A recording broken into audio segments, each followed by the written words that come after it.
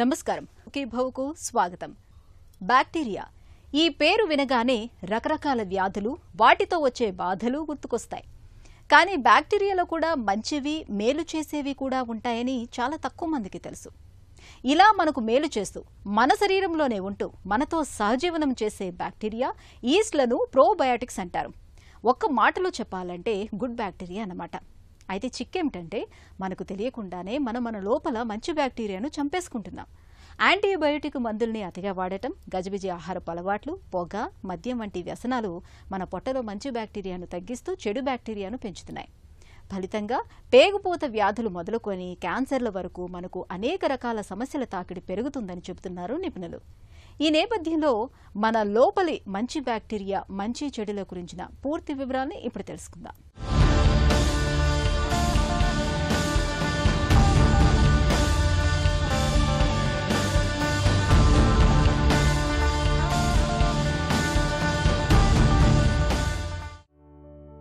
ఒకప్పుడు చాలా వ్యాధులు మనకు పెద్ద మిస్టరీ. అవెందుకొస్తున్నాయో, దానికి కారణమేమిటో తెలియక కొన్ని యుగాల పాటు మనిషి అయోమయంలో, అపోహలో గడిపేశాడు. కాని సూక్ష్మజీవులు మన కంట పడిన తరువాత వ్యాధుల పట్ల మన అవగాహన మారిపోయింది. మన కంటికి కనిపించని బ్యాక్టీరియా వంటి సూక్ష్మజీవులే వ్యాధులకు కారణమవుతున్నాయి అని గ్రహించగానే వాటిని మట్టుబెట్టే యాంటీబయోటిక్స్ రంగం మీద దృష్టి సారించాం. ఆ సూక్ష్మజీవులను అడ్డుకోవడానికి పరిశుభ్రత పాటించడం వంటివి ఆరంభించాం. దీంతో ఎన్నో వ్యాధుల్ని సమర్థవంతంగా అడ్డుకోగలిగాం, ఎన్నో ప్రాణాలను కాపాడుకోగలిగాం. కానీ వీటన్నింటి వల్ల మనందరిలో బ్యాక్టీరియా అంటే చెడ్డది, మనకు హాని చేసేది అన్న భావన బాగా బలపడిపోయింది. సూక్ష్మజీవులంటే మనకు కీడు తలపెట్టేవే అన్న నమ్మకం కూడా బలపడింది. కానీ ఇది నిజం కాదు. బ్యాక్టీరియాలో మనకు మేలు చేసేవి, మన ఆరోగ్యానికి ఉపకరించేవి కూడా చాలానే ఉన్నాయి. మన పొట్టలోని బ్యాక్టీరియా ఈ కోవకే చెందుతుంది. అసలు గట్ అంటే ఏంటి అని అడుగుతున్నారు. నోటితో మొదలుపెట్టి అన్నవాహిక, కడుపు, చిన్న పేగులు, పెద్ద పేగులు, రెక్టమ్, యానల్ కెనాల్, ఇదంతా కూడా మనం గట్ అని చెప్పుకోవడం జరుగుతుంది. గట్ని మనం సెకండ్ బ్రెయిన్ అని చెప్పుకోవడం జరుగుతుంది. ఎందుకు అంటే గట్ లోపల ఉండే మైక్రోబయాటా ఏదైతే ఉంటుందో, మైక్రోబయోమ్ అంటే మళ్ళీ బ్యాక్టీరియా, పనికొచ్చే బ్యాక్టీరియా, వైరస్లు, ఫంగస్లు, ఇవన్నీ కలిపి ఒక గట్ మైక్రోబయాటా అని చెప్పడం జరుగుతుంది. అయితే ఒక్క మనిషిలో ఎన్ని మైక్రోబయాటా ఉంటాయంటే 100 ట్రిలియన్ల బ్యాక్టీరియా ఉంటున్నట్టు స్టడీస్ చెప్తున్నాయి. 1 ట్రిలియన్ అంటే 1,00,000 కోట్లు. అంటే దాదాపు ప్రతి మనిషి లోపల కూడా 100,00,000 కోట్ల కన్నా ఎక్కువ సంఖ్యలో ఈ బ్యాక్టీరియా అన్నది ఉంటుంది. అది కూడా పేగుల్లోనే. అయితే దీని బరువే మనం చూసుకున్నట్టయితే దాదాపుగా 2 కిలోల బరువు ఉంటుంది అని స్టడీస్ చెప్తున్నాయి. అండ్ దీనివల్ల అడ్వాంటేజ్ ఏంటి, అసలు ఈ బ్యాక్టీరియా ఏంటి, మనకు హెల్ప్ చేయడం ఏంటి అని అనుకుంటారు చాలామంది. ఇప్పుడు స్టడీస్ ఏం చెప్తున్నాయంటే 95% సెరటోనిన్ అన్నది మన పేగుల్లోనే ఉత్పత్తి అవుతుంది. అది కూడా ఈ పనికొచ్చే బ్యాక్టీరియా వల్ల ఉత్పత్తి అవుతుంది. సెరటోనిన్ అన్నది ఫీల్ గుడ్ హార్మోన్. ఆ సెరటోనిన్ బాగుంటేనే మూడ్ బాగుండేది, మన నిద్ర బాగుండేది, అన్నీ మన యాక్టివ్గా పనులు చేసుకోవడం అన్నది జరుగుతుంది. అదే కాకుండా 50% డోపమీన్ అన్నది కూడా పేగుల్లోనే రిలీజ్ అవుతున్నట్టు స్టడీస్ చెప్తున్నాయి. ఈ డోపమీన్ అన్నది ఒక రివార్డ్కి సంబంధించిన, మోటివేషన్కి సంబంధించిన హార్మోన్. అండ్ ఇప్పుడు మనం ఎప్పుడైతే బ్యాడ్ ఫుడ్స్ తీసుకుంటున్నామో ఈ బ్యాడ్ గట్ బ్యాక్టీరియా అన్నది పెరిగిపోయే ఆస్కారం ఉంటుంది. అండ్ మనం తీసుకునే అనేక పదార్థాల వల్ల ఈ గుడ్ బ్యాక్టీరియా అన్నది డ్యామేజ్ కూడా అవ్వచ్చు. ఇప్పుడు చాలామందికి స్మోకింగ్ హ్యాబిట్ ఉంటుంది, అట్లాగే మందు తాగే అలవాటు ఉంటుంది, ఆల్కహాల్, ఇది గుట్కా లాంటి హ్యాబిట్స్ ఉంటాయి. సో ఇవి ఉన్నప్పుడు ఏమవుతుందంటే గుడ్ గట్ బ్యాక్టీరియా అన్నది డ్యామేజ్ అయిపోవడం చూస్తున్నాం. అండ్ ఈ తినే వేరియస్ లైఫ్ స్టైల్ చేంజెస్ వల్ల, తినే జంక్ కల్చర్ ఎక్కువైపోవడం వల్ల ఫ్యాటీ లివర్ లాంటి కండిషన్స్ కూడా ఎక్కువైపోవడం చూస్తున్నాం. అదే కాకుండా ఈ గట్ మైక్రోబయోమ్ ఏదైతే ఉందో, బ్యాడ్ గట్ మైక్రోబయోమ్ ఉన్నప్పుడు వీళ్ళల్లోనే బరువు పెరిగిపోతున్నారు. అండ్ ఎప్పుడైతే మంచి బ్యాక్టీరియా ఉంటుందో అది బరువును కూడా నియంత్రణలో ఉంచుతున్నట్టు స్టడీస్ చెప్తున్నాయి. సో ఇప్పుడు గట్ మైక్రోబియం ఇన్ని లక్షల కోట్లు ఉన్నాయి కదా, దీంట్లో good gut bacteria, bad gut bacteria రెండింటి మధ్యలో సమతుల్యత ఎప్పుడైతే పోతుందో అప్పుడు కొన్ని రకాల సిమ్టమ్స్ కనబడడం మొదలవుతాయి. బ్యాడ్ గట్ బ్యాక్టీరియా పెరిగిపోయిందన్నప్పుడు పొట్ట లోపల ఉబ్బరం రావడము, ఫ్లాటులెన్స్ అన్నది, ఎక్కువగా గ్యాస్ పాస్ చేయడము, విరోచనాలు అవ్వడము, లేదంటే మలబద్ధకం అవ్వడము, ఇవన్నీ మనం చూస్తున్నాం. మన పేగుల నిండా కోటానుకోట్ల బ్యాక్టీరియా సజీవంగా తిరుగాడుతూ ఉంటుంది. వీటిలో ఎన్నో రకాలున్నాయి. ఇవి ముఖ్యంగా పెద్ద పేగు, చిన్న పేగుల్లో నివాసముంటూ అనుక్షణం రకరకాలుగా మనకు మేలు సహాయం చేస్తుంటాయి. తిన్న ఆహారాన్ని జీర్ణం చేసుకోవటం దగ్గర నుంచి భారీ సైన్యంలా ఇవి పనిచేస్తూ హానికారక సూక్ష్మజీవుల నుంచి మన పేగులకు రక్షణగా పహారా కాస్తాయి. అలాగే విటమిన్ B12, విటమిన్ K వంటి పోషకాలను ఉత్పత్తి చేస్తాయి. సహజమైన యాంటీబయోటిక్స్, ఆమ్లాలు, హైడ్రోజన్ పెరాక్సైడ్ వంటివి ఉత్పత్తి చేయడం ద్వారా పేగుల్లో ఇన్ఫెక్షన్స్ రాకుండా రక్షణగా నిలుస్తుంది బ్యాక్టీరియా. మన రోగనిరోధక వ్యవస్థను బలోపేతం చేసి రోగకారకాలపై పోరాడే యాంటీబాడీల ఉత్పత్తిని ప్రోత్సహిస్తాయి. విషతుల్యాలు, అలర్జీ కారకాలు, హానికారకమైన సూక్ష్మజీవులపై పోరాటానికి సిద్ధపడతాయి. అయితే ఈ బ్యాక్టీరియా అంతా మంచిదే కాదు. దీనిలో దాదాపు 10% చెడ్డ బ్యాక్టీరియా కూడా ఉంటుంది. దీని ప్రాబల్యత పెరిగితే పొట్టలో గ్యాస్ పెరగడం, అజీర్ణం, విరేచనాల వంటివి చుట్టుముడతాయి. కొన్నిసార్లు ఇవి క్యాన్సర్లకు కారణం కావచ్చని తాజా పరిశోధనలు స్పష్టం చేస్తున్నాయి. గట్ హెల్త్ అన్నది చాలా మందిలో డిస్టర్బ్ అయిపోవడం చూస్తున్నాము. దీనికి ముఖ్యమైన కారణము లాక్టోజ్ ఇంటాలరెన్స్, అంటే పాల పదార్థాలు చాలా మందిలో పడట్లేదు. లాక్టోజ్ ఇంటాలరెన్స్ ఎక్కువైపోయినప్పుడు గట్ డిస్టర్బ్ అవ్వడం చూస్తున్నాం. అట్లాగే గ్లూటెన్ ఇంటాలరెన్స్. ఇప్పుడు గ్లూటెన్ అంటే ఇప్పుడు గోధుమలు తింటున్నారు అందరు. గోధుమలలో వీటిలో గ్లూటెన్ ఉండడం అన్నది చూస్తున్నాం. గ్లూటెన్ చాలా మందిలో పడక కూడా పొట్ట డిస్టర్బ్ అయిపోవడం చూస్తున్నాం. అదే కాకుండా ఇప్పుడు బేకరీ ఐటమ్స్ ఉంటాయి, మైదాలో కూడా గ్లూటెన్ ఉంటుంది. సో ఈ గ్లూటెన్ రిచ్ ఫుడ్స్ తీసుకున్నప్పుడు పొట్ట డిస్టర్బ్ అయిపోవడం అనేది ఎక్కువగా ఉంటుంది. ఇదే కాకుండా నాన్ వెజిటేరియన్ ఎక్కువ అయిపోవడం వల్ల కూడా గట్ ప్రాబ్లమ్స్ వస్తున్నాయి. హార్డ్ టు డైజెస్ట్ ఫుడ్స్ ఏవి తీసుకున్నా అవి ఒత్తిడిని ఇంక్రీజ్ చేసే ఛాన్సెస్ ఉంటాయి. అదే కాకుండా ఈ జెనెటికలీ మాడిఫైడ్ ఫుడ్ ఇప్పుడు మనం చూసుకున్నట్టయితే బయట చికెన్ ఇది చాలా మటుకు జెనెటికలీ మాడిఫైడ్ అయిపోయింది. ఇవి ఎక్కువ తీసుకోవడం వల్ల కూడా గట్ డిస్టర్బ్ అయిపోతుంది. ఇవే కాకుండా carbonated drinks, cool drinks, high sugar syrups ఇవన్నీ తీసుకున్నప్పుడు కూడా గట్ మైక్రోబయోమ్ అన్నది డిస్టర్బ్ అయిపోవడం చూస్తున్నాము. గట్ హెల్త్ డ్యామేజ్ అవ్వడం చూస్తున్నాము. యాంటీబయాటిక్స్ కూడా చాలాసార్లు ఇన్ఫెక్షన్ అని యాంటీబయాటిక్స్ తీసుకోవడం జరుగుతుంది. అయితే యాంటీబయాటిక్ తీసుకున్న ప్రతిసారి కూడా బ్యాడ్ బ్యాక్టీరియాతో పాటు గుడ్ గట్ బ్యాక్టీరియా కూడా డ్యామేజ్ అయిపోతుంటాయి. సో అందుకనే యాంటీబయాటిక్ కోర్స్ తర్వాత చాలామందికి వీక్గా అనిపించడం, డల్గా అనిపించడం అన్నది చూస్తున్నాం. సో మళ్ళీ ఆ గుడ్ గట్ బ్యాక్టీరియా పెరగడానికి ఒక వారము 10 రోజుల్లో టైం పడుతుంది. అప్పటిదాకా కూడా వీళ్ళలో కొంచెం లో మూడ్, వీక్నెస్ ఫీల్ అయ్యే ఛాన్సెస్ ఎక్కువగా ఉంటుంది. కొంతమందికి ఎన్ని పరీక్షలు చేసినా, ఎన్ని రకాల చికిత్సలు ప్రయత్నించినా అనారోగ్యం వెంటాడుతూనే ఉంటుంది. ఇలాంటప్పుడు పొట్టలో బ్యాక్టీరియాను ఒకసారి పరిశీలించడం అవసరం. పొట్టలో మంచి బ్యాక్టీరియా తగ్గి చెడు బ్యాక్టీరియా మోతాదు పెరిగినప్పుడు చికిత్సలు ఎన్ని చేసినా పెద్దగా ఫలితం ఉండదని చెబుతారు డాక్టర్లు. మనలోని మంచి బ్యాక్టీరియా గురించిన మరిన్ని వివరాలను ఇప్పుడు తెలుసుకుందాం. మనం ఆరోగ్యంగా ఉండేందుకు పేగుల్లోని మంచి బ్యాక్టీరియాని రక్షించుకుంటూ చెడ్డ బ్యాక్టీరియా ప్రభావాన్ని తగ్గించుకోవటం చాలా అవసరం. అయితే నేటి ఆధునిక కాలంలో మనం విచక్షణరహితంగా యాంటీబయాటిక్స్ వాడడం, శుద్ధి చేసిన రిఫైన్డ్ ఆహార పదార్థాలు ఎక్కువగా తినడం వల్ల మన పొట్టలోని మంచి బ్యాక్టీరియా బలహీనపడి చెడ్డ బ్యాక్టీరియా బలోపేతమవుతోంది. పేగుల్లో చెడ్డ బ్యాక్టీరియా పెరగడం వల్ల పేగుపూత అంటే IBD, IBS, అల్సరేటివ్ కొలైటిస్, పెద్ద పేగు క్యాన్సర్ల వంటివి పెరుగుతున్నాయని పరిశోధనా ప్రపంచం ఇప్పటికే బలంగా విశ్వసిస్తోంది. మన పేగుల్లో ఈ బ్యాక్టీరియా ఒకదానితో ఒకటి తలపడుతూ, నిరంతరం పోరాడుతూ, ఒకదాని స్థానాన్ని మరొకటి ఆక్రమించుకునేందుకు ప్రయత్నిస్తూ ఉంటాయి.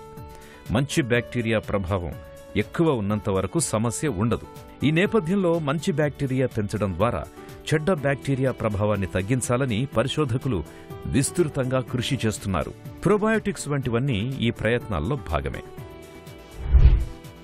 చాలాసార్లు ఈ తీసుకునే షుగరీ సిరప్సో లేకపోతే ఈ జంక్ ఫుడ్డో కూల్ డ్రింక్లు ఏవైతే తీసుకుంటారో ఇవన్నీ సింపుల్ షుగర్స్ ఉంటాయి. అంటే చిన్న పేగులోనే ఇవన్నీ అబ్జార్బ్ అయిపోతాయి. ఈ ఫుడ్స్ అన్నవి పెద్ద పేగు దాకా వెళ్ళవు కూడా. సో ఇప్పుడు పెద్ద పేగుకి వెళ్ళి గట్ బ్యాక్టీరియాకి హెల్ప్ చేసే ఫుడ్స్ ఏంటి అని ఆలోచించినప్పుడు ఫైబర్ రిచ్ ఫుడ్స్ అన్నవి గట్ బ్యాక్టీరియాకి హెల్ప్ చేస్తాయి. ఫైబర్ దేంట్లో ఉంటుంది? మళ్ళీ ఆకుకూరలలో, బీన్స్లలో, రూట్ వెజిటేబుల్స్లో ఫైబర్ ఎక్కువ ఉంటుంది. అంటే పీచు పదార్థాలు ఎక్కువ ఉంటాయి. అయితే ఒక శరీరానికి ఒక రోజుకి ఎంత ఫైబర్ కావాలి అంటే 70 కిలోల బరువు ఉన్న వాళ్ళకి కనీసం 25 నుంచి 30 గ్రాముల ఫైబర్ ప్రతిరోజు అవసరం ఉంటుంది. అయితే ఫైబర్ తింటున్నాం కదా అని అనుకుంటారు, కానీ కావాల్సిన మోతాదులో తీసుకుంటున్నామా లేదా అన్నది అన్నిటికన్నా ఇంపార్టెంట్. ఇప్పుడు మీరు 100 గ్రాములు పాలకూర తీసుకున్నట్టయితే మీకు దాంట్లోంచి 3 గ్రాముల ఫైబర్ మాత్రం దొరుకుతుంది.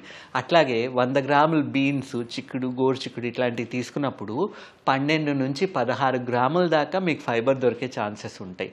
అన్ని రకాల పళ్ళల్లో ప్రతి రకాల పండ్లు తీసుకున్నప్పుడు depending on the fruit that you take 1 నుండి 2 గ్రాముల ఫైబర్ దొరకవచ్చు. సో మీరే ఆలోచించండి, అంటే ఎంత ఫైబర్ తీసుకుంటే మీకు రోజుకు 30 గ్రాముల ఫైబర్ మీకు అందుబాటులో ఉంటుంది అన్నది. అండ్ ఫైబర్ అన్నది మీకు ఫుడ్ కాదు, అది మీరు తీసుకునే ఫైబర్ మీ గట్ బ్యాక్టీరియాకి ఫుడ్. అండ్ ఈ ఫైబర్ కూడా ఏం చేస్తుంది, ఇది మీ వాటర్ని అంటే వాటర్ తాగినప్పుడు కూడా 70% కన్నా ఎక్కువ చిన్న పేగులోనే అబ్జార్బ్ అయిపోయి కిడ్నీ యూరిన్ లాగా బయటకు వెళ్ళిపోతూ ఉంటుంది. సో ఎప్పుడైతే మీరు ఫైబర్తో పాటు వాటర్ తీసుకుంటారో అది హైడ్రేషన్ అన్నది మెయింటైన్ చేసి ఈ నీరు అన్నది పెద్ద పేగుకి చేరే ఛాన్సెస్ ఉంటాయి. అండ్ గట్ హైడ్రేషన్ అన్నది కూడా సరిగ్గా ఉండే ఛాన్సెస్ ఉంటాయి. సో మీరు తీసుకునే ఫైబర్ అన్నది మీ గట్ బ్యాక్టీరియాకి ఆహారం, మీకు కాదు.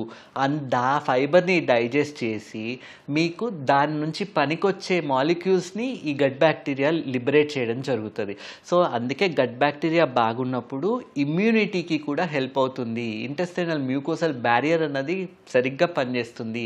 మలబద్ధకం లాంటివి రాకుండా ఫుడ్ అన్నది ప్రాపర్గా డైజెస్ట్ అయ్యి గ్యాస్ ఇష్యూ లాంటిది లేకుండా ఇవి బరువుని కూడా నియంత్రణలో ఉంచేటట్టు, నిద్ర కూడా సరిగ్గా ఉండేటట్టు ఈ గట్ బ్యాక్టీరియా అన్నది హెల్ప్ చేస్తుంది. పొట్టలో మంచి బ్యాక్టీరియాను పెంచేందుకు ప్రోబయోటిక్స్ ఒక మంచి పరిష్కారం. అయితే ప్రోబయోటిక్స్ని నోటితో తీసుకున్నప్పుడు జీర్ణాశయంలోని ఆమ్లాల ధాటికి ఇవి అక్కడే చనిపోవచ్చు. కాబట్టి బయట నుంచి పంపడం కాకుండా ఇప్పటికే పేగుల్లో ఉన్న మంచి బ్యాక్టీరియా ప్రాబల్యాన్ని పెంచడం, లేదంటే ఈ 2 మార్గాలను కలపడం వంటి రకరకాల పద్ధతుల ద్వారా ప్రీబయాటిక్స్, సింబయోటిక్స్ వంటి వాటిని అభివృద్ధి చేసే ప్రయత్నాలు సాగుతున్నాయి. యాంటీబయాటిక్స్ తీసుకుంటే అవి పొట్టలోని మంచి బ్యాక్టీరియాని చంపేస్తాయి. కాబట్టి ఆ ప్రభావాన్ని భర్తీ చేయడానికి ప్రోబయాటిక్స్ తీసుకోవటం మంచిది అన్న భావన చాలామందిలో ఉంది. కానీ ఇది సరైంది కాదు. ఎందుకంటే యాంటీబయోటిక్స్ కేవలం పొట్టలోని బ్యాక్టీరియానే కాదు, ఈ ప్రోబయోటిక్స్ను కూడా చంపేస్తాయి. కాబట్టి ఈ రెండింటినీ కలిపి ఇవ్వడం వల్ల ప్రయోజనం లేదు. యాంటీబయోటిక్స్ వాడడం ఆపేసిన తరువాత సహజంగానే కొద్ది రోజుల్లో మళ్లీ మంచి బ్యాక్టీరియా పెరుగుతుంది. కాబట్టి ప్రోబయోటిక్స్ అవసరం ఉండదు. దీర్ఘకాలంగా నీళ్ల విరేచనాలు, చిన్న చిన్న పుళ్ళు పడి పెద్ద పేగు పూత, క్రోన్స్ వంటి వ్యాధులతో వచ్చే నీళ్ల విరేచనాల్లో మాత్రమే ప్రోబయోటిక్స్తో ప్రయోజనం ఉంటుంది. మనం ఈ ఫుడ్ బ్యాడ్ ఫుడ్ అన్నది వదిలేసి గుడ్ ఫుడ్ తీసుకోవడం మొదలుపెట్టిన తర్వాత 2 వారాలలో మన టేస్ట్ బడ్స్ అన్నవి మారి ఈ గుడ్ ఫుడ్కి అడాప్ట్ అవ్వడం అన్నది జరగడం చూస్తున్నాం. అట్లా అని గట్ బ్యాక్టీరియా ఎన్ని రోజులలో మారుతుంది అంటే అది మనం తీసుకునే ఫుడ్ బట్టి, ఆల్రెడీ అయిన డ్యామేజ్ ఎంత ఉందన్న దాన్ని బట్టి, మన హెల్త్ ఎన్ని రోజుల్లో ఇంప్రూవ్ అవుతుంది అన్నది చెప్పడానికి ఉంటుంది. కనీసం 2 వారాలు అయితే మినిమం టైం పడుతున్నట్టు తెలుస్తూ ఉంది. అండ్ దీంట్లో మనం ప్రోబయోటిక్స్ అండ్ ప్రీబయోటిక్స్ అని మాట్లాడుకుంటాం ఉంటాం. ప్రోబయోటిక్స్ అంటే ఏంటి? మనకి పనికొచ్చే బ్యాక్టీరియాని మనం ప్రోబయోటిక్స్ అని అంటాం. అది ప్రీబయోటిక్స్ అన్నది ఆ ప్రోబయోటిక్స్, ఆ బ్యాక్టీరియాకి ఏదైతే ఆహారం ఉంటుందో దాన్ని మనం ప్రీబయోటిక్ అని చెప్తాం. సో దీంట్లో అసలు ప్రోబయోటిక్ ఫుడ్స్ న్యాచురల్గానే ఏం తీసుకోవచ్చు అని అడిగినప్పుడు సింపుల్గా మనకి ఇప్పుడు పెరుగు ఉంటుంది, ఫర్మెంటెడ్ ఫుడ్. కాకపోతే ఆ పెరుగు వల్ల లాక్టోజ్ ఇంటాలరెన్స్ ఎక్కువైపోవడం వల్ల, దీంట్లో కొలెస్ట్రాల్ శాతం, ఫ్యాట్ కంటెంట్ ఎక్కువ ఉండడం వల్ల అండ్ ఈ లాక్టోజ్ చాలామందికి పడకపోవడం వల్ల ఇతర ఫర్మెంటెడ్ ఫుడ్స్ గురించి మనం మాట్లాడుకోవడం జరుగుతుంది. సో ఇప్పుడు ఇంట్లో పులిసిన పిండిలు అంటారు, ఇప్పుడు ఇడ్లీ దోశ చేసినప్పుడు వాటిని ఆ పిండిని మనం ముందు రోజు పెట్టుకొని అది ఫర్మెంట్ అయిన తర్వాత దాంతోని ఇడ్లీ దోశ చేసుకుంటాం. కాబట్టి ఇవి మంచివి, ఇవి ప్రోబయాటిక్ యాక్షన్ అన్నది ఉంటుంది. ఇది మీ గట్ బ్యాక్టీరియాని సబ్స్టిట్యూట్ చేయడంలో హెల్ప్ చేస్తుంది. అండ్ దీనితో పాటు మీరు తీసుకునే ఫుడ్ ఏదైతే ఫైబర్ ఉంటుందో అది మీ గట్ బ్యాక్టీరియాకి ఆహారం లాగా పనిచేస్తుంది. అండ్ ఇదే కాకుండా ఇప్పుడు కెఫీర్ గ్రెయిన్స్ అని ఉంటాయి. కెఫీర్, వాటర్ కెఫీర్ ఉంటుంది, మిల్క్ కెఫీర్ ఉంటుంది. ఇవి లైవ్ గ్రెయిన్స్. ఇవి బ్యాక్టీరియాని మనం ఇంట్లో ఆ గ్రెయిన్స్ని దాంట్లో వాటర్లో వేసేసి అవి ఫర్మెంట్ అయిన తర్వాత ఆ వాటర్ తీసుకోవడం వల్ల కూడా గట్ బ్యాక్టీరియా హెల్ప్ అవ్వచ్చు. ఇప్పుడు కిమ్చి అని ఉంటుంది, కంబూచా అని ఉంటుంది, టెంపే అని ఉంటుంది, ఫర్మెంటెడ్ సాయిబీన్స్ ఇవన్నీ. ఇదే కాకుండా సార్క్రాట్ అని ఉంటుంది, అంటే పికిల్డ్ ఫర్మెంటెడ్ క్యాబేజ్, ఇట్లాంటివన్నీ తీసుకోవడం వల్ల కూడా గట్ బ్యాక్టీరియా అన్నది ఇంప్రూవ్ అయ్యే ఛాన్సెస్ ఉంటాయి. సో ఇవే కాకుండా ఇప్పుడు మనం బయట మార్కెట్లోకి వెళ్ళినట్టయితే ప్రోబయోటిక్ క్యాప్సూల్స్ అని చాలా దొరుకుతాయి. ఒక్కొక్కళ్ళు 1 బిలియన్, 2 బిలియన్, 10 బిలియన్ ప్రోబయోటిక్స్ అని అంటారు. అయితే ఈ సబ్స్టిట్యూట్స్ అన్నిటికన్నా కూడా న్యాచురల్గా మనం తీసుకోవడం బెటర్. చాలామంది ప్రోబయోటిక్స్ తీసుకోవడము, క్యాప్సూల్స్ తీసుకోవడం చూస్తూ ఉంటాం. అయితే ఒకటే రకం క్యాప్సూల్, ఇప్పుడు ఒక్కొక్క క్యాప్సూల్లో ఒక్కొక్క పర్టికులర్ స్ట్రెయిన్ ఆఫ్ బ్యాక్టీరియా ఉంది అన్నప్పుడు ఆ ఒక్కటే క్యాప్సూల్ని లాంగ్ టర్మ్లో తీసుకోవడం వల్ల కూడా ఆ ఒక్కటే బ్యాక్టీరియా ఎక్కువైపోవడము, వేరే స్ట్రెయిన్స్ యొక్క బ్యాక్టీరియా తగ్గిపోవడం అన్నది మళ్ళీ అది కూడా కరెక్ట్ కాదు. సో ఒకరోజు మీరు ఇడ్లీ తిన్నారు, ఒకరోజు దోశ తిన్నారు, ఒకరోజు సార్క్రాట్ కొద్ది చిన్న క్వాంటిటీస్లో తీసుకున్నారు, ఇంకో రోజు యాపిల్ సీడర్ వెనిగర్ ఒక చెంచా ఒక గ్లాస్ నీళ్ళలో కలిపి తీసుకున్నారు. ఇట్లా మార్చి తీసుకోవడం వల్ల అనేక రకాల స్ట్రెయిన్స్ అన్నవి మీకు పెరగడం అన్నది చూస్తాము. ఆ గట్ అన్నది సింబయోసిస్ అన్నది ఎట్లా చేసుకోవాలో అది చూసుకుంటుంది. సో అన్ని రకాల స్ట్రెయిన్స్ ఉండాలి. ఒకటే రకం స్ట్రెయిన్ ఎక్కువైపోయినా దానివల్ల హెల్ప్ అవ్వదు. మన పేగుల్లో బ్యాక్టీరియా పెరగటానికి జన్యుపరమైన అంశాలు కొంతవరకు కారణమైతే, పర్యావరణ పరంగా అంటే తినే ఆహారం, తాగే నీరు వంటివన్నీ కూడా కొంతవరకు దోహదం చేస్తాయి.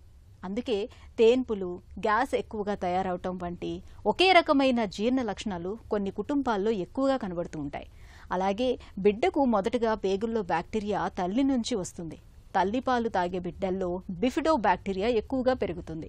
అందుకే వీరిలో జీర్ణ సమస్యలు తక్కువని చెబుతారు నిపుణులు.